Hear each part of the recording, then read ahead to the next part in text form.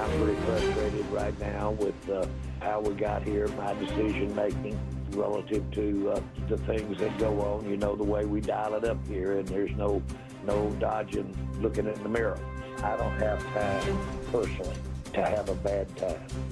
It's not on my schedule. I have a natural urgency because of my age. And so my tomorrows, the immediate tomorrow, are a big thing to me.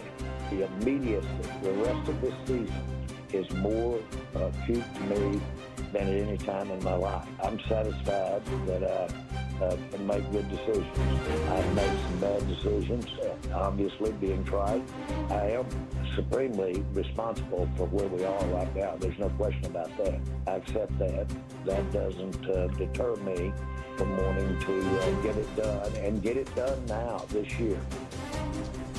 Okay, and after all that transpired, ESPN Analytics putting the Cowboys' chance to make the playoffs at 7%. 7. Graz, Mike T are back, and our former Cowboy Marcus Spears joining us now. So Marcus, I'm gonna start with you, bro. Jerry Jones saying he wants to win now, but you saw those odds. What do you think Jerry should be doing between now and 4 p.m. Eastern? A lot to improve this defensive unit. Offensively is what's been very disappointing. Obviously, we thought this team would have a shot in games, especially against the Arizona Cardinals, and give the Cardinals a lot of credit for the way that they play defense. But the offensive output for the last 2 weeks have not been what we've thought that they would be week in and week out after the hot, fast start. But these moves, and look, the accountability that I just heard from Jerry, I haven't heard ever, I don't think, when it comes to since I've been in television. So the now and the immediacy, we'll see what happens. But obviously he understands, and everybody in that building knows, that he needs to try to acquire guys to get better right now, if that's what he's alluding to. So I'll be interested to see what they do trade-wise defensively. But offensively was my issue last night. They weren't able to protect Dak. The run had at times where it looked good. The wide receivers looked good at times. But more importantly, like, this team is far away from a championship football team, and it's going to take players in order to move yourself towards that right now. Okay, Marcus, we're going to Dan Graziano right now. Dan, I'm understanding we have some more movement. What can you tell us? Another trade? Marcus is going to like this one, Jay. The Jets trading defensive tackle Quinnen Williams to the Cowboys. This just came across. Adam Schefter reporting it for us. A first-round pick. It sounds like, from what I'm being told, first-round pick headed to the Jets in exchange for Quinnen Williams. So, Cowboys beefing up that defensive line in addition to the trade they made earlier today for Logan Wilson. Marcus, you want to voice that facial expression that you have? What's your reaction to this?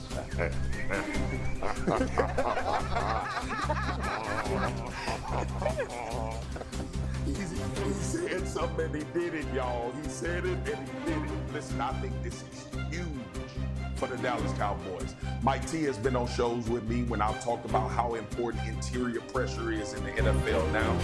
They help most of their pass rush, but they also get a guy that plays the run very well. And people probably scratching their head, well, they got Kenny Clark. Kenny Clark was more to solidify the run game. Quinnen is going to be both, and we've seen him play at the highest level as one of the defensive tackles in this league. The Jets are obviously wholesaling, and they're trying to break this thing down to the foundation and rebuild.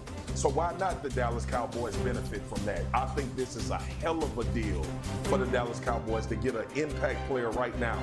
And what I was just saying about 20 seconds ago, this is absolutely a step in the right direction. So kudos to Jerry. Like, I'm hard as hell on Jerry. Actually, last night he probably ain't even want to talk to me because I've been very hard on him about not making moves like this. This is what I've been talking about for a long time. I'm extremely happy that Quinnen Williams will be a Dallas Cowboy, and I'm extremely confident that he will help this team in the immediacy in which Jerry alluded to when he was talking just now. Mike T. Anybody do this one? No, I know. That was pretty good. Oh, he hit the full thing. Yeah, I was happy. That's my happiness dance. Look, this is fascinating on really both sides. First of all, on the Dallas side, I totally agree with Swagoo. This was a have-to-have after what happened losing to Jacoby Brissett.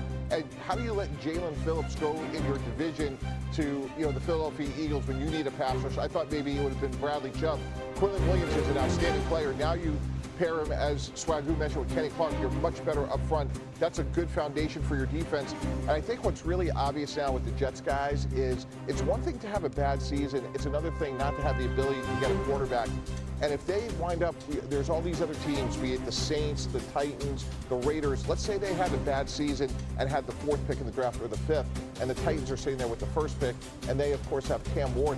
Now with 5 first-round picks over 2 years, it is absolutely within, their realm of like what they're trying to get done. Hey, we're going to get a quarterback in this year's draft because we have enough ammunition now to trade up if we don't wind up with the 1st pick themselves. Mr. Spears, last word goes to you. Yeah. Mike T, you've been in that organization, and I think it's phenomenal what the Jets are doing, because the Jets, to me, were in the worst place a football team could be. They were in the gray area. They weren't one player away. They weren't one guy away from changing the trajectory of their program. I like breaking it down to the foundation. Now, the fans don't like it, and they're not going to be happy about it, but this is a step in the right direction, I believe, for the New York Jets. Now it's about getting these next things right, but ultimately, you've comprised yourself with a lot of draft capital and a lot of flexibility and movement, and that's the only way to get better in this league now if you are this bad of a football team.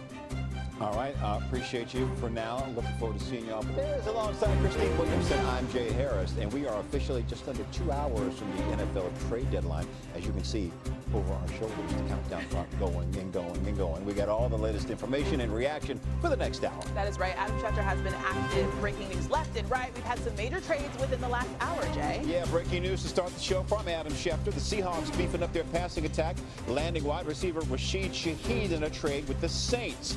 An unrestricted free agent this offseason, Shaheed joins the league's top receiver, Jackson Smith-Njigba, in Seattle's top 5 offense. Meanwhile, the Jets are sending cornerback Sauce Gardner to the Colts. Sources told ESPN's Adam Schefter. Gardner signed a 4-year, $120 million deal with the Jets this offseason, but the team is struggling to a 1-7 start. Gardner is now on the move to the AFC South leading Colts. We have a great trio ready to react. Jeff Saturday, Dan Graziano, and Mike Tannenbaum. But Jeff, I want to start with you and your former team. What immediately came to mind when you saw Sauce Gardner to the Colts? Yeah, they're all in, right? They're looking at this as their offense has played extremely well this season, kind of record-setting numbers in all honesty, and they need defensive flexibility in the background for Lou Armaruna. You got to figure out how can we do it, and they think that Sauce Gardner is going to be there. You pair him back there with Cam Bynum, Kenny Moore, Javarius Ward when he gets back. You're talking about a very strong defensive backfield, but maybe opportunities to play some man instead of just zone. We're seeing some of the best defenses when you have to do it to bring pressure. So maybe they're just thinking, hey, look, we got a shot at this thing. We're looking at the AFC and the entirety of the NFL going, hey, we're one of these top ones. Let's go all in and try to win this thing this year. Yeah, let's turn to our NFL insider, Dan Graziano. Dan, what more can you share about Indy pulling the trigger on this move?